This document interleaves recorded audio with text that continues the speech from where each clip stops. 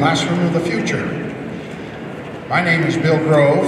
I'm a school board member from Council Bluffs, and I'm on the Iowa Association School Boards Board, District 7, Southwest Iowa. Let's take a moment to recognize our many sponsors who've made this exhibit possible, especially BLLD Architects, who've brought the idea and vision to life. Let's give them a hand.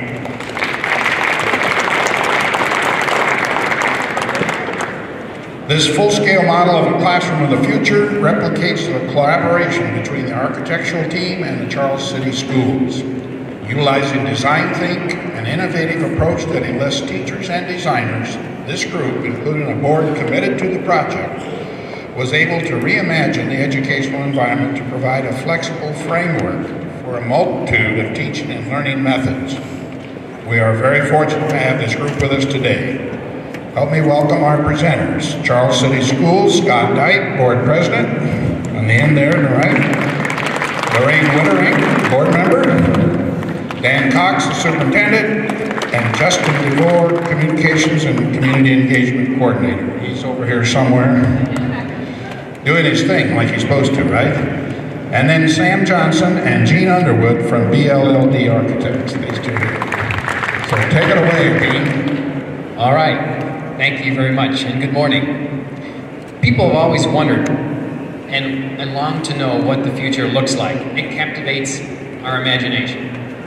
We were fortunate a month ago to celebrate Back to the Future Day. That was the day when the movie Back to the Future, 30 years ago, predicted what life in 2015 would look like. And at that time, they projected that cars would fly, that we'd be able to wear glasses to watch TV while we're having dinner, and that we'd have hovering skateboards. The movie also made some other bold predictions which regrettably did not come true. We thought that this movie would provide a provocative context for discussing what the future of educational facilities might look like, because we see some really interesting interactions between the journey that they took and the journey that the Charles City School District took in the design of their middle school. There are some really interesting parallels. For instance, both, like the movie, the Charles City School District started with visionary thinkers that had a clear destination. They had the right vehicle and the right fuel to power that vehicle to make their journey reality. So let's look at each of these four components a little closer. In the, so next slide if you would. In the movie Back to the Future, Doc and Marty were the folks, the visionary thinkers who could imagine a new future and then develop a time machine to make that happen. Like the movie, the Charles City Middle School project was designed by visionary thinkers. Starting with board members represented today by Lorraine Wittering and Scott Dyke, and there are other board members here. Board members who were committed passionately to student success. Then complemented by a superintendent with an audacious vision, Dr. Dan Cox, who boldly pronounced, "We want to be a pioneering school district." For this presentation, we tried to get Dr. Cox to dress up like Doc, but as the designated short guy, then I would have been Marty, so I said, no, we're not going to do that. And then joining the team were architects Gene Underwood and me. I'm Sam Johnson, of BLDD, by the way. 2 Ds, not 2 Ls. Oh, that's all right. It's common. It happens a lot. But people who weren't afraid to think big and come up with big ideas like, hey, why don't we build a full-scale mock-up for the school board show in November. So let me take you back in time. It was the summer of 2013, and the Charles City School Board had just learned that we needed to hire a new superintendent. And by July, we had hired Dr. Dan Cox, and he was getting settled and moved in, and things were looking good. But a few months earlier, we had, as a board, made the decision and had voted to build a new middle school, forming a single campus adjacent to our high school. And we'd already borrowed $10 million. It was sitting in the bank.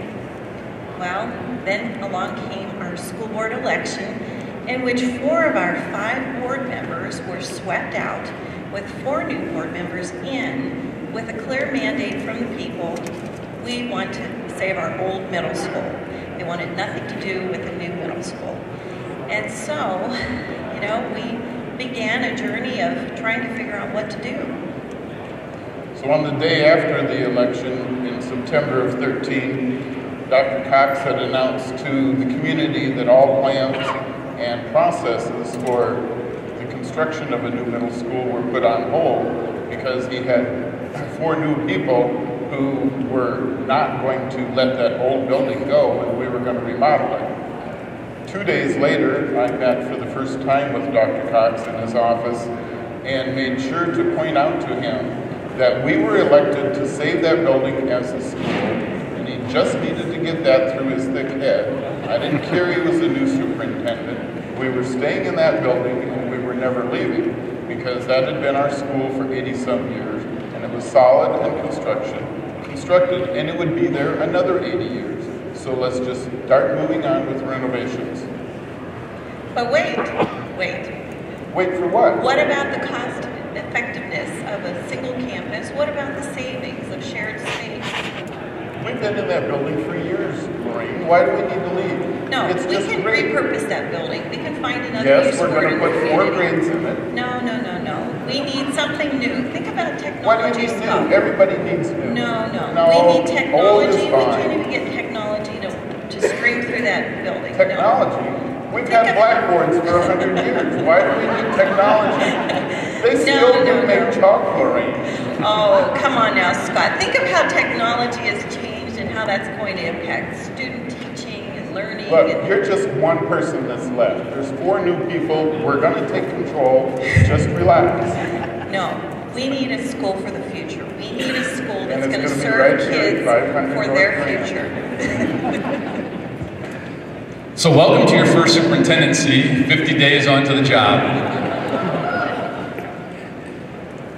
When I had interviewed in July, the school board, Lorraine and the other 4 board members who were currently serving at that time had been very clear that they embraced a new progressive, forward-thinking approach for Charles City.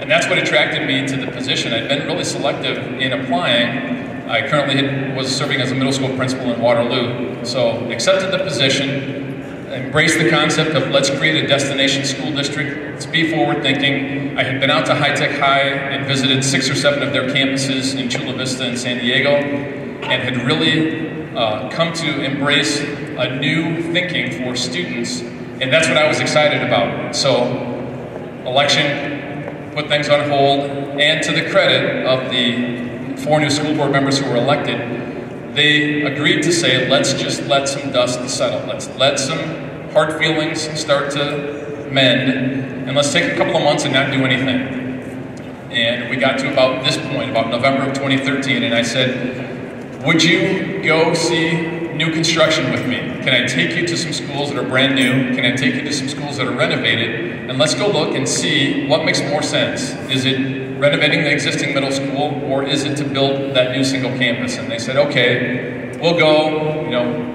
We're not really going to be all that interested in embracing a new thought, but all right, sure, we'll go and take these trips. And we took some trips to about 8 different locations and came back, and they said, all right, we got to move forward. So that's really where this then began. And it was here at Iasb in 2014 that we saw this up on the screen, and it really hit home to me that we can no longer want for our kids that same education that we had ourselves. We're preparing students for jobs that haven't been created. We're not preparing them for the life that we were prepared for. That is quickly changing.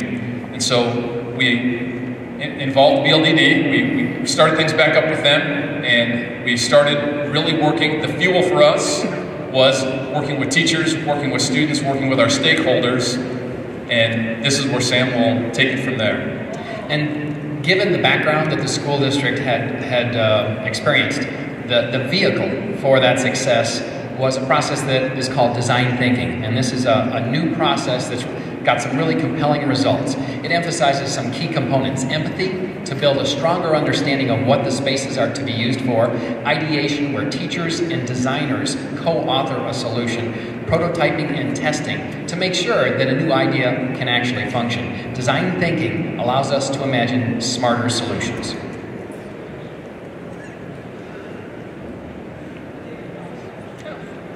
Yeah, so the fuel, again, back in 1985 and Back to the Future, plutonium and the 1.2 gigawatts that it produced, that was the fuel that was going to power the DeLorean. Amazing car, by the way. Our fuel in 2015 was tapping into the creativity of our teachers and our students and our parents and community members. And it really was a whole process of all stakeholders saying, this is what I'd like to see in the new school, and taking those themes that were dominant and creating what you're seeing behind us in the classroom of the future. And Dr. Cox is right. The fuel, what really made this different, a different solution, was when the teachers had a chance to go through the process and act as teachers, as designers. So we took them through processes of visioning, educators as designers, and prototyping. And that's what really made the difference. So the visioning process was where we took teachers to see exemplar schools. We saw the Fine Arts Interdisciplinary Resource School in Minneapolis, where they're achieving remarkable results. They're teaching radically different, achieving remarkable results. The achievement gap has been eliminated. And it was the Charles City Middle School teachers that had a chance to talk to their teachers and ask, how are you doing this? And why are you doing this? And at the completion of our tour, you saw the teachers get together and say, you know, this is a better model. This is a better way for students to learn. And that's what made this a radically different solution. So first ideas, go to the next slide. First ideas are born as sticky notes up on a wall, and then they're translated into loose bubble diagrams. Here's the initial idea about organizing a learning studio, a collection of learning settings around a central collaboration space. And then finally, the original 24 ideas were narrowed down to the top 2. So we've got 2 different concepts that are both equally compelling to teachers and students and the administration and board member. So how do you determine which is the strongest solution? Well, of course, you build a full-scale mock-up and you prototype it. So we started with an empty warehouse, some raw materials, and over the course of 3 days, we built those 2 prototypes. We had the help of some of our board members constructing, and then we brought in students. So the first day we developed the first prototype, the second day, the second prototype. We had the teachers and students come in, use those spaces. You can see students doing small group work, they did large group presentations, they did a variety of things. We even had some music teachers come in and have band rehearsal, which didn't work incredibly well, but it's a warehouse. But then at the end, the most important part was that we got feedback from everyone. Every single student, every single teacher, and we opened the warehouse up to the public. The entire community was invited to come by, observe, see what we were doing, provide their feedback as well. So we recorded everyone's feedback. What did you like? What did you not like? And we have a quick video from a local news station that came out to see what we were up to.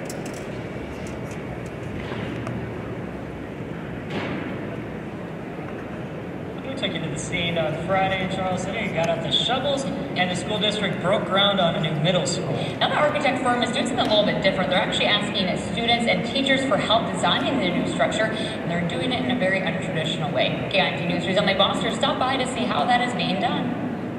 As the saying goes, there's always a first time for everything. Today, these Charles City Middle School students are getting a first-hand look at what their potential learning space may look like for their middle school. And let's just say, it's getting them very excited. I think it's kind of cool. It's a good experience to see what the school might look like.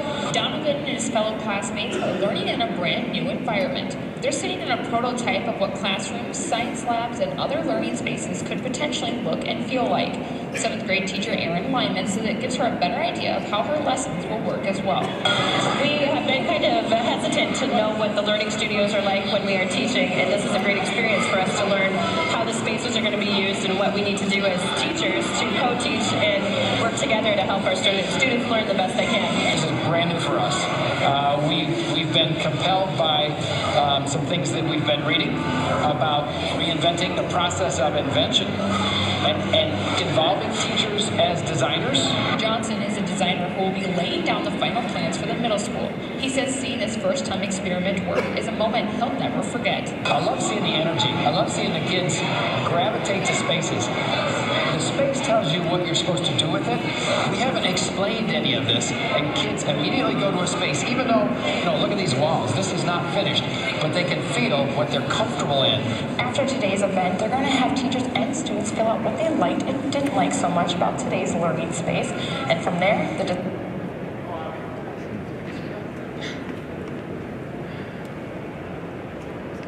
Folks, that's almost the very end of the video.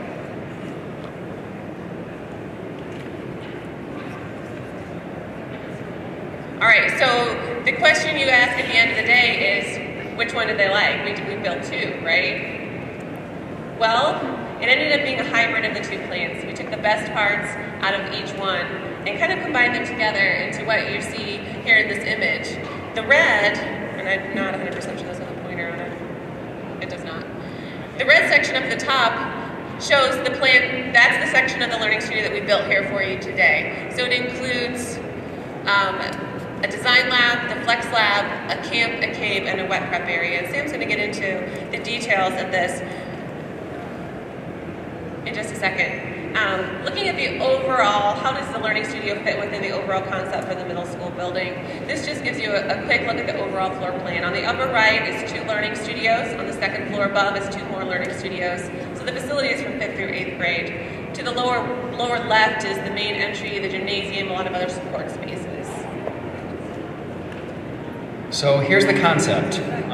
Each grouping of students is organized in a learning studio, as we've mentioned.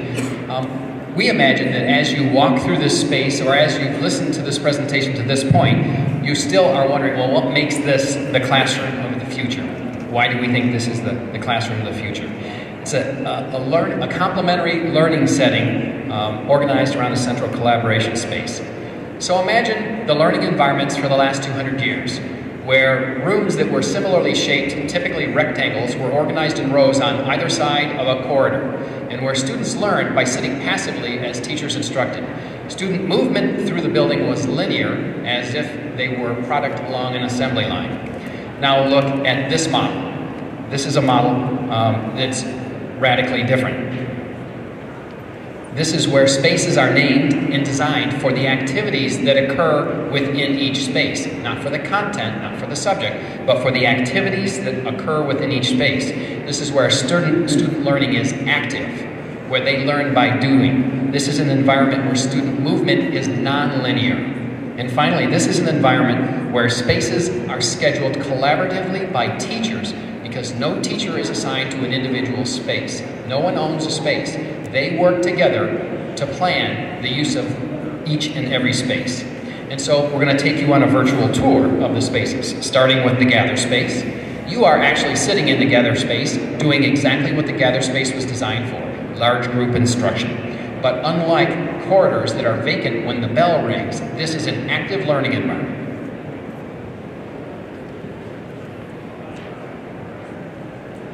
The gather space, what we really liked about this is how open it is. It's inviting, the lights and the ceiling with the clouds on there. It just has a very open feeling that just draws you in. The use of color.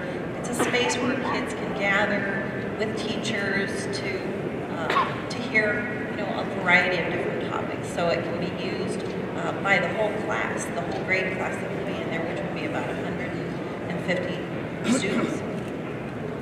And as Sam mentioned, all of the area within the Learning Studio is meant to be utilized the entire day. So we don't have a corridor that is used for 3 minutes and then vacant for 50 and used for 3 minutes and vacant again.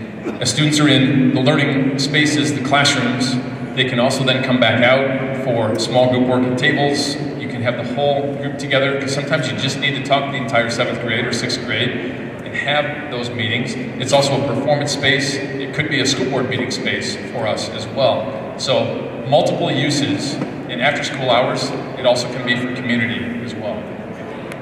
So the next space we'll take a look at is the Explore Lab.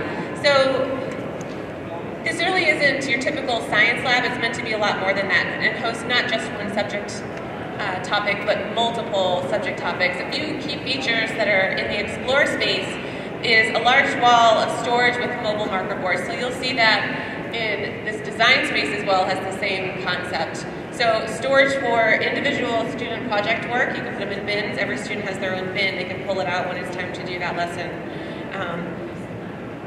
The marker boards are sliding. You can hide the storage if you want. You can reveal it if you would like. Another important thing to note is that we provided teacher resource rooms for exploratories.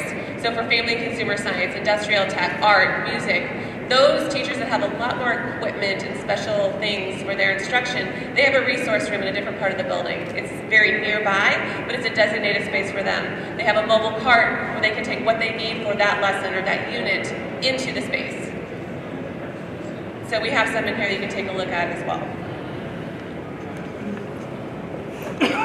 And again, this is just a rendering of what the Explore space would look like. We like the new LED lighting we're going to have. We're going to have electricity modules up on the ceiling so that they can pull down and have access to the electricity. The storage space and the movable whiteboards will just completely enhance the learning area. As the name suggests, Flex is a space that's very flexible. This is the space over here. It can be a standalone instructional space, or with the movable partition that you see, the quick wall movable partition, it can be opened up and can be a support space to either the design lab or the Explore lab on either side. It's the chameleon of the learning environment. You can have self-directed learning, or because there is the wet prep area that's immediately adjacent, it can become a lab space. The part that I like the most as well is the passive observation or passive security that you have of activity going on in the gather space. So through the glass walls that you can close to keep sound out, teachers, adults can also be monitoring what's going on in a neighboring space. And the marker boards, the ability to regroup tables and chairs, all of this is what teachers wanted, what students were wanting, and what we saw as valuable and important in a 21st century learning space. So the next space is design. It's similar to the Explore in footprint and in function, but it has different furniture in it. So that if you're doing 2D, 3D art projects, you have tables that are appropriate for that. So the functionality can be used a little bit differently. You'll notice in both the design and the Explore, on the wet prep walls we have sinks, so you can have a place to wash your paintbrushes, those kinds of things. That's directly in the classroom, but also adjacent to the wet prep area. It makes a really great core to those learning lab areas, so that resources can be shared between multiple spaces.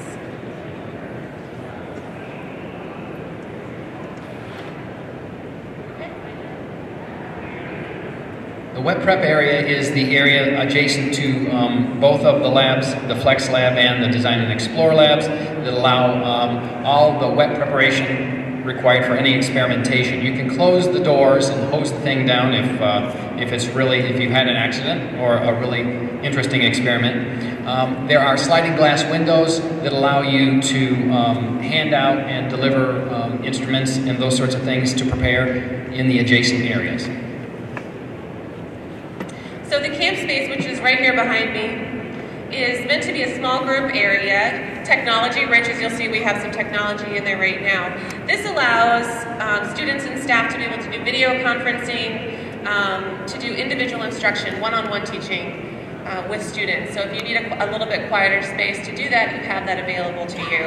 Another interesting feature for this space is that we, in the design, have library book shelving, or just shelving. For teachers to be able to have their personal library of books. Since teachers aren't assigned a particular classroom to call their own, they need a place to put some of those things. So this allows either teacher materials, or for the library in the main part of the building to circulate in a collection of books as they would like. One of the things that I think is really cool about this new space is, as we move towards a project-based learning environment, now we have small areas where a group of 6 or 8 students could get together to work on their project, and they're not disrupted or disturbed by other people. And we've got several of these spaces in each of the learning studios. So it'll be a real asset to that project-based learning goal that we have going on. And as we've been talking, you've seen students dressed in orange t-shirts behind us that have been migrating in and out, and intuitively they're already gathering in these camp spaces, the cave space, the other places, and figuring out, hey, this is a place where 4 of us can come and work together. And that's what I have really appreciated as well, that it gives them the flexibility for their learning. And piggybacking on what Scott said, I think that the small spaces are going to be among the most highly utilized. In active learning, these are highly effective spaces. Complementing the camp spaces, the cave space that you can't really see because it's behind that screen, but the cave space is a space for quiet study, reading, individual research. It's a space for students to focus, to calm down and focus. It's the ideal learning environment for introspects or introverts to do some introspective learning. Well, and as the students came in, I noticed that there were a bunch of kids over in that cave space and asked them what they liked about it. And a couple of the girls had said, this is so comfortable, and I could sit here all day and read. And, you know, when have you hear kids say that type of thing? So, you know, that was what it was designed for. We didn't tell them, but they figured it out. And one of the things that the kids told us when we were in the design process is that they wanted a space that would be comfortable to be in, someplace that would feel homey, because really those children are in the schools, you know, long part of their day, and why not be comfortable while you're there? You mean no more wooden chairs, straight back, airline seating, education? None of that, Scott. No, soft, comfy, wiggle chairs. So the listen space is kind of it's as close as you're going to get to a traditional classroom in the learning studio. But it still has the same flexible furniture. It's got the overhead power that all the other spaces have. So really it can be used for a lot of different ways of teaching, a lot of different ways of learning. One great feature of the Listen is that it looks out into the exterior or the interior courtyard. So they can see the outside classroom and see what the kids are doing out there and have that view of nature, which is fantastic. So in the KINT 2-minute video that Jean shared, Erin was one of our 7th grade teachers, and you may have heard some hesitation in her voice about, okay, we're here at this warehouse and this is really radically different, and we're interested to see how this is going to work. Translated, I'm not really sure about this because I've taught for a number of years in a real traditional fashion, and I don't know what this is supposed to be. So the Listen Space really helps transition people who, like, I'm in my 25th year. I would be very comfortable in a traditional type setting. How do I transition into a more collaborative space? This Listen arrangement, classroom, because it is off to itself, helps those teachers who may need a little more time to really transition into collaborative, flexible learning, be able to do that without feeling totally overwhelmed. Media is a space designed for a variety of media-rich activities and learning. Recording studio, videography studio, graphics design lab. It's designed to be a space for really robust media programming and technology. So even in this slide, on the left-hand side, you can see the booth where the person who is working on the videotape and the production of something would be, and they have access to all that they need to with the new technology we're going to provide them. So the plan space is the home base for all the teaching staff. So inside the plan room, there are both permanent and transitional desks. There's more desks than there are teachers. That allows teachers to co-teach and collaborate, to come from a different discipline or from a different area, or maybe they're from a different grade level, to be in that space for co-teaching and planning purposes. There's a storage room in the plan room. There's a place for personal items. Teachers have their own private desk. And then they have their mobile lectern that they can take with them into the classroom that they're teaching in at that moment. And we have some of those mobile lecterns here today that you'll see. They load it up, they wheel it off, they can take it back to plan, they can leave it in the classroom, however they want to handle it. You'll also see windows on 3 sides of this room. This allows teachers to be able to see into all the different spaces that students are going to be for passive observation. But students can also see in and know, my teacher's in here, they're available, I can talk to them. We keep the door open, kids know they can come in. If we want students to collaborate, we need our adults to collaborate, and we need a space for them in which to collaborate. And this is a really unique area for them.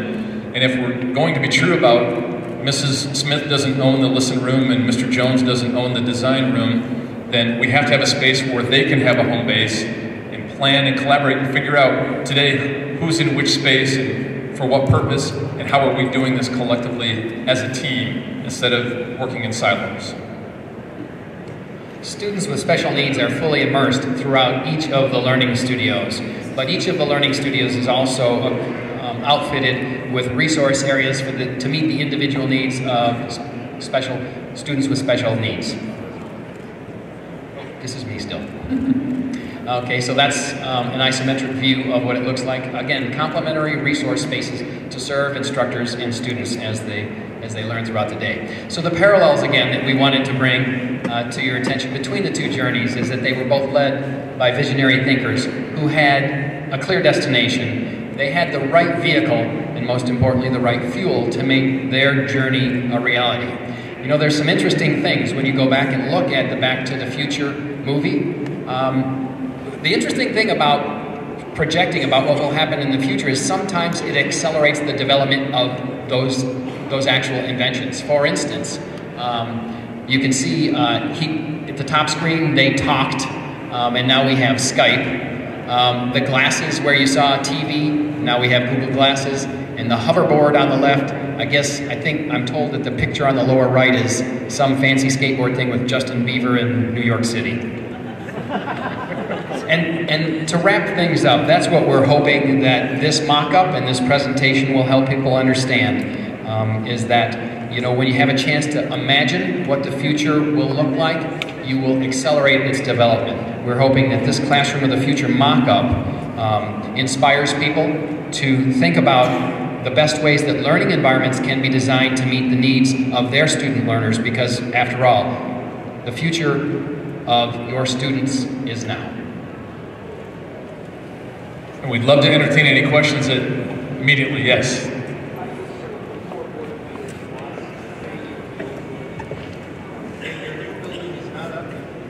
The new building is underway. It'll open in August of 2016.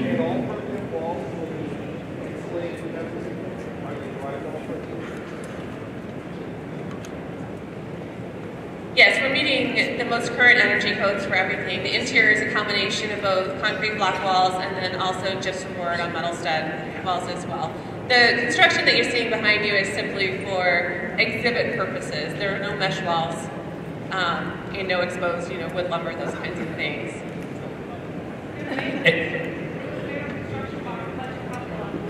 Construction would have cost less. Yeah, there is a 2 o'clock learning session here where students will be walking. Students and instructors will hold an actual learning activity, and the mesh walls are so that you can observe what's going on, like theater in the round. Because we did bring 50 7th graders down for the day. They're the ones you saw wandering around in the orange t-shirts, and they'll be back in this space this afternoon after lunch doing some programming.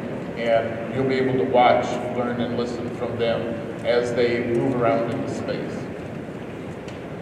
Because the classrooms will be utilized all the time, you said that there won't be a classroom without lights on. Do you think that that had a requirement for less square footage then as well? Absolutely. Yes, we're able to program, map the programming to the building so that we're only building exactly what we need. By utilizing every space incredibly efficiently, you can build less overall square footage. Where you're utilizing the spaces like that all day long is it scalable. If you get more students, to where you would have a regular class to just roll more desks into, is it scalable for anybody's class size? Yeah, absolutely. What we've got is we have 5 kind of classroom spaces, if you will, plus the gather. We feel like with 125 students that they have now, we can easily get up to 106 or 150 holding one class in the gather space as well, you can also increase your class size by a couple of students in each of those spaces as well. So we feel like there's room for growth here for sure.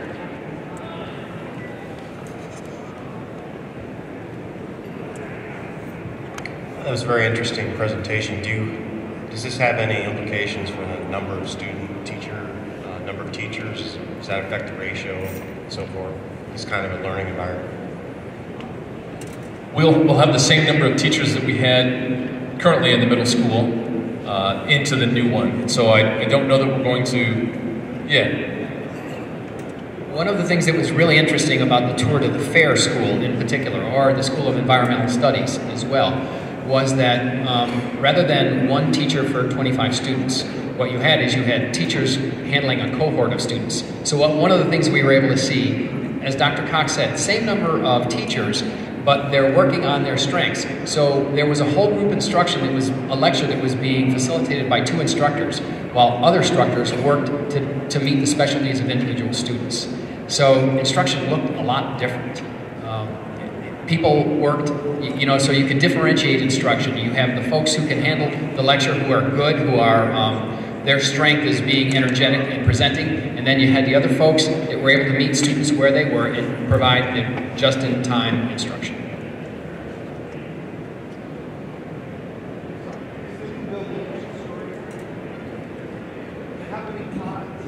I call this a pod. How many of these shapes are you putting around these atrium? So this school is grades 5 through 8, so we have a learning studio for each grade level, so we have a total of 4. That wing of the building is 2 stories. Yes.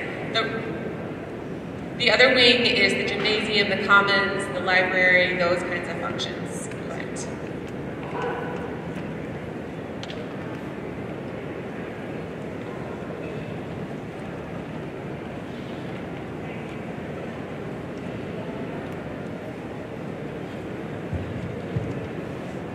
This is probably getting ahead of where you want to be, but I'm projecting, okay, you have these kids 5'8", that are going to go through this kind of learning experience. Now you're going to go to a 9-12 building that I'm guessing is traditional. Where do you see that, or do you have plans on the 9-12 delivery? We already have a prototype of what phase 2 would look like for the 9-12 space that would replace much of the existing high school. And you're exactly right that after students have been through this for 4 years, to return to a system that looks radically different to that could be problematic. And so a phase 2, a referendum to build the new space for the high school students is potentially 2 years down the road. Especially when you look at the high school we're in has 3 large circles and it's easy to get lost. So yeah, we definitely have plans and project out to do a bond referendum in the near future to replace that building.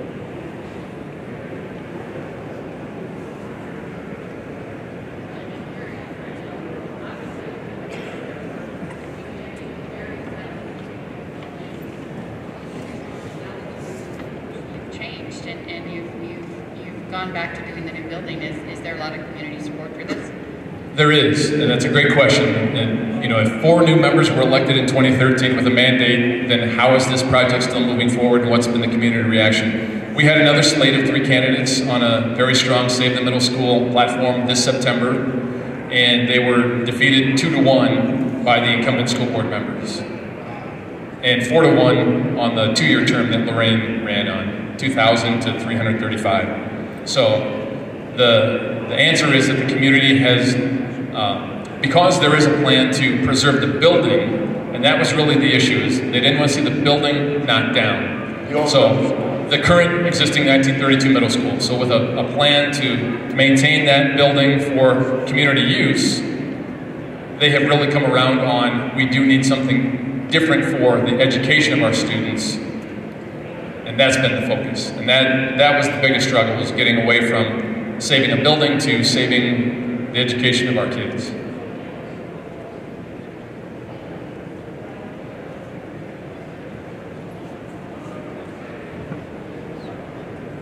I was going to say this too afterward, but I think everyone can benefit. I've worked for the same Fortune 500 company for 25 years, and they are taking all of their buildings, their office buildings, across the country and remodeling them. And I've seen the plans for the remodel, and it looks like this. Amazing. I mean, just collaborative spaces and all kinds of, I mean, not exactly, but it sure reminds me of our, so getting into the future as these kids graduate and enter the corporate world or wherever they end up, it'll look the same as well. Thank you.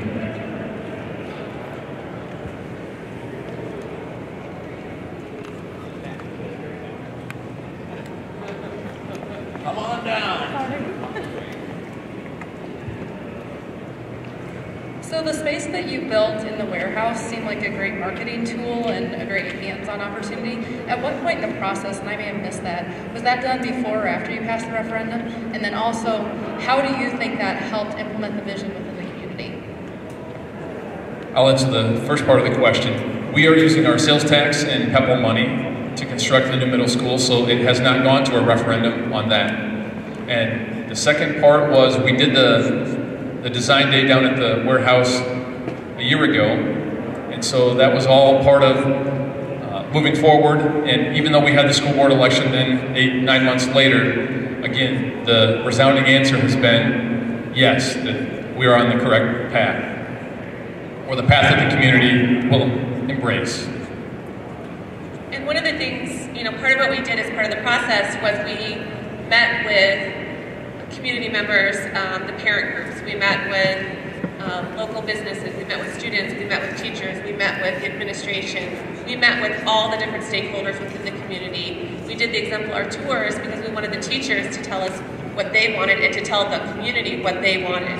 When students and teachers are the ones telling the community, this is what we want, this is what we need, it's a lot more compelling for members of the community to be supportive of that. And the prototyping, I think, was really essential for the teachers. I mean, it gave them a chance to understand and visualize what this could be. I think the single most important thing about creating a design that will actually work is involving those folks who are going to use it in a real way. And with the prototyping we did in the warehouse, and even today, when little Johnny and little Susie go home and tell their parents and their grandparents and their aunts and uncles what a great opportunity they're going to have, how they love what we've shown them, you start to spread the message of the positive into the areas where we in the administration can't spread. You let the children spread that information from their angle, and you start to change people's minds.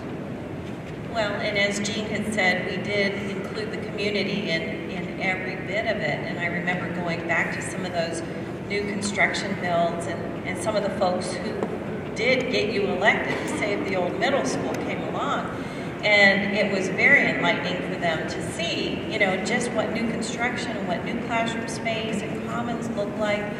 And I remember the one saying, if you build this in Charles City, I'll support you.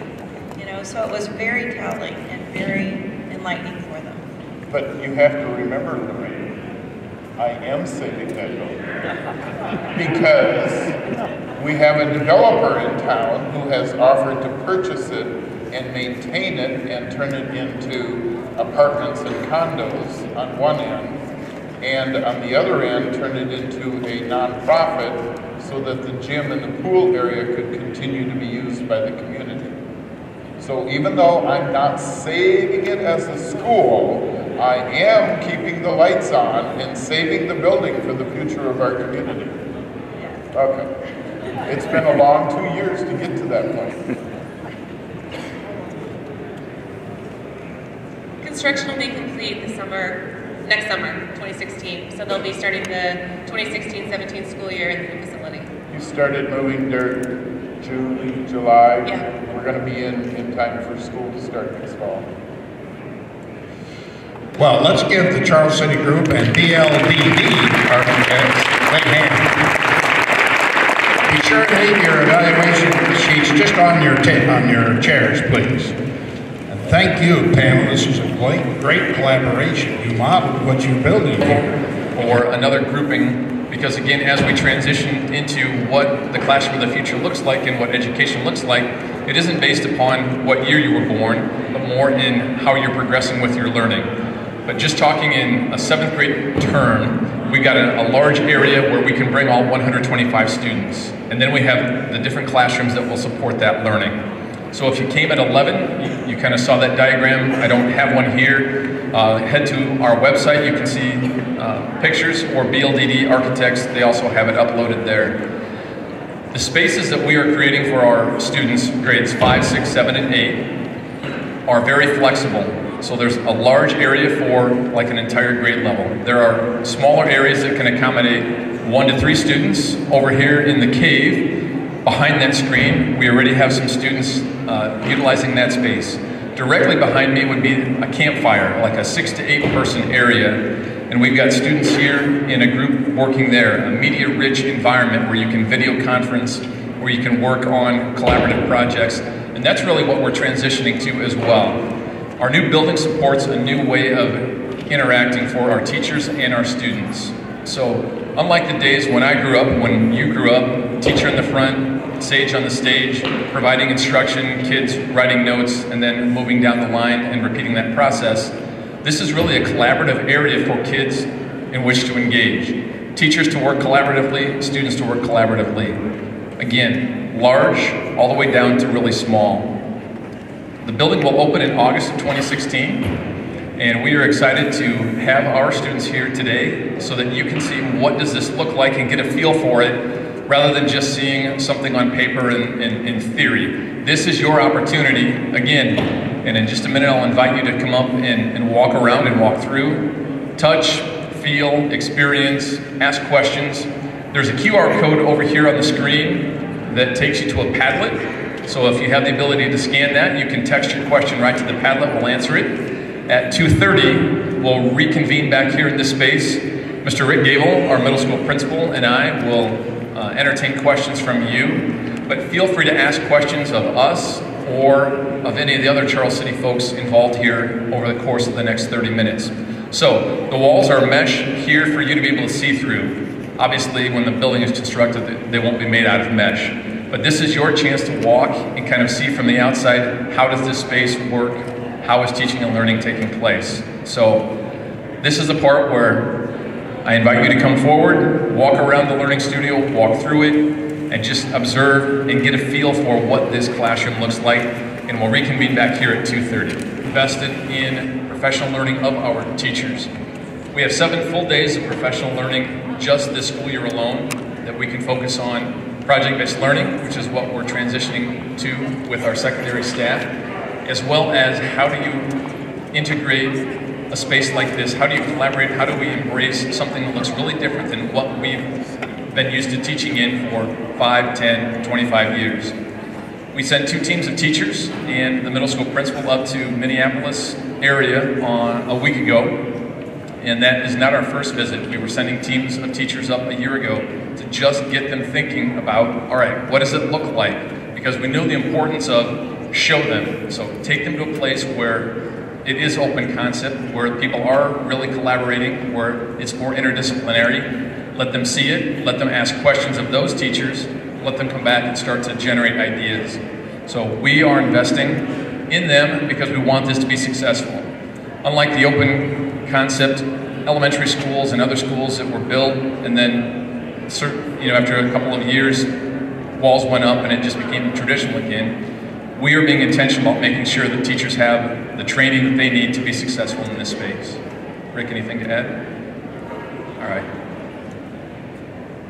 I don't see any other questions up here, so if you have questions, shout it out. I'll restate it so that everyone can hear it, and we would love to answer any questions for you. Or Gene, there we go. Gene Underwood from BLDD Architects will bring a microphone to you.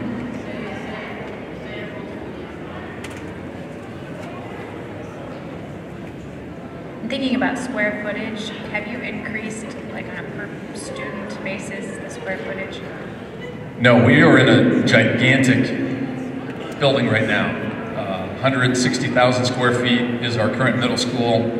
It includes a large auditorium, a swimming pool, and it's just really, it's way bigger than we need. And this is part of a downsizing effort to be more economical with our funding. So the facility that we are constructing is about 86,000 square feet, 98,000 square feet. So much smaller than the existing middle school that we're currently in. And it will add fifth grade, which currently is in elementary. So we're moving them up to the middle school, and we're adding in a competition gym that seats 1,500 students as part of this project, or 1,500 people as part of this project.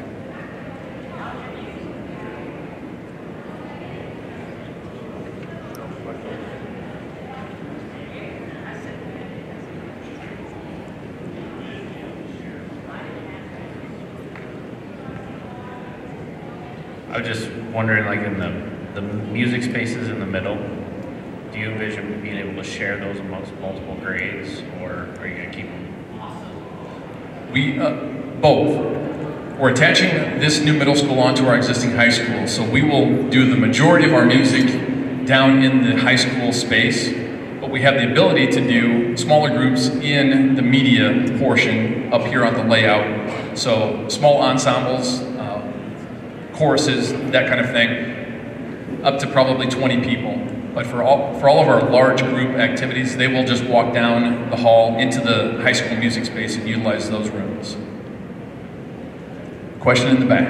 Can you just kind of walk us through a day of the class, or just a day in a student? Like he'll come in, put his coat, is there a locker, go to class, kind of, can you run through that?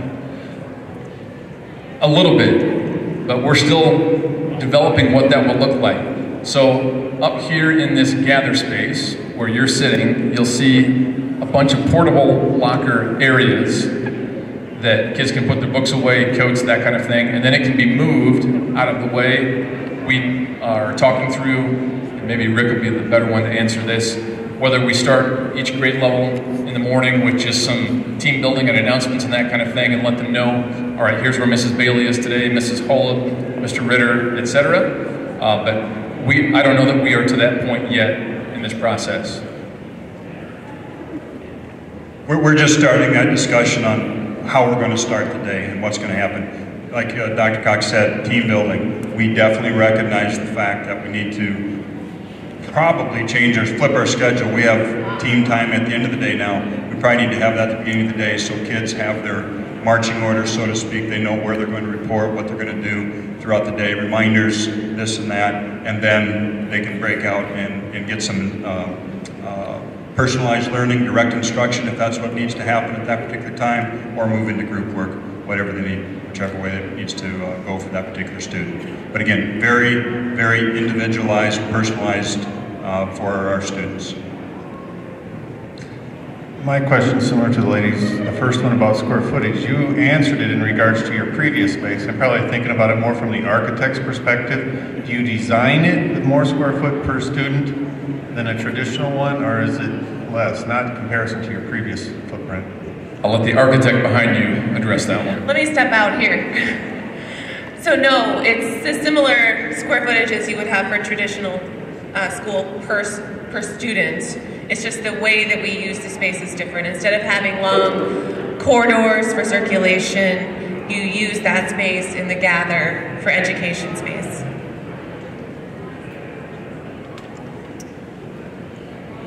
Have you tried this way of teaching in your school now? Yeah, I'll let Rick address that.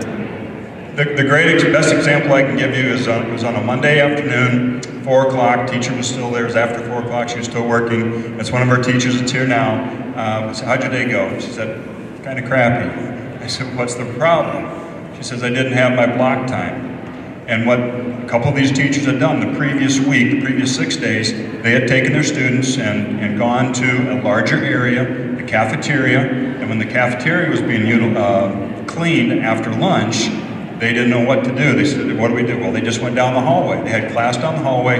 They had math and science combined, cross-curricular together for 80 minutes. And because of the way we've set up our schedule, they have that opportunity. Any given day, they can take 80-some minutes and go just on science, or make sure that they can do 2 things together. So that's the kind of flexibility that they have right now, and that's the type of flexibility with the entire grade level, each grade level, we're going to develop as we move forward. So, did I get off the question there? Did I answer the question? Okay. And I've been out to High Tech High and visited 6 of their campuses, elementary, middle school, high school. I've seen this in action, and we know from our own research that this is happening many places across the country. So, I just need to finish my story. The teacher said, oh, the day was crappy. I didn't have my block time to work. She said, even the students kind of poked me and said, you know, Mrs. Holub, we would have had more done. We would have had this all done if we would have had our block time. And she, yeah, I know. So they're still working on more units and more of these lessons throughout the year so they can continue to improve what they're doing. This is middle school. What are you doing in high school? Do the kids transition back to a different type of learning in high school, or how does that work? no, and I'll have Rick talk about this too, but we've taken a real secondary approach with our teaching staff as far as professional learning and the work that they do together. They've got to do what we're doing this year and create those spaces where they can have this type of learning activity going on. So we go into our library now. We have a huge library right now. We have the cafeteria. We have the gymnasium. We also have it's our wrestling room, but it's a rec room, an extra room. So those spaces are being utilized more this year by the teachers than they have in the past because they know this is where we're going. Well, the high school's going to have to do similar types of things, and they have plenty of common spaces now. Next year, not just with middle school moving into some of their space, but with some success centers for our at-risk students and so on, we may be cutting into their common spaces that they could be using, but they're working on, I went up the other day and I didn't recognize a couple corridors because they knocked out a couple walls. I didn't even know they'd done that yet, so they're making adjustments. That's part of phase 2. So phase 1's got to go well, then we move to phase 2.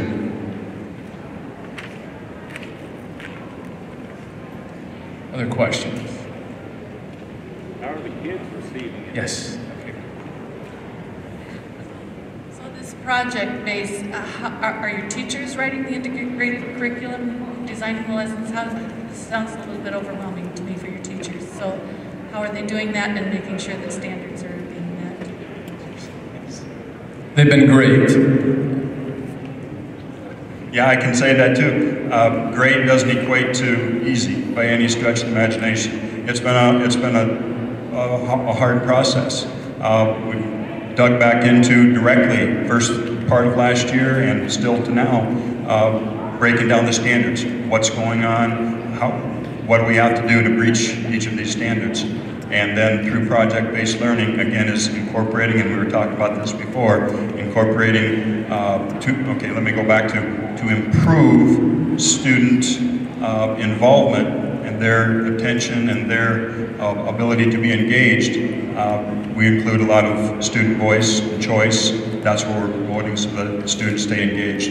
And then having those concepts of student-centered. It's got to be student-centered. They have to be real-life opportunities, authentic learning opportunities. Bring in the public, have students present, and be public with their final projects.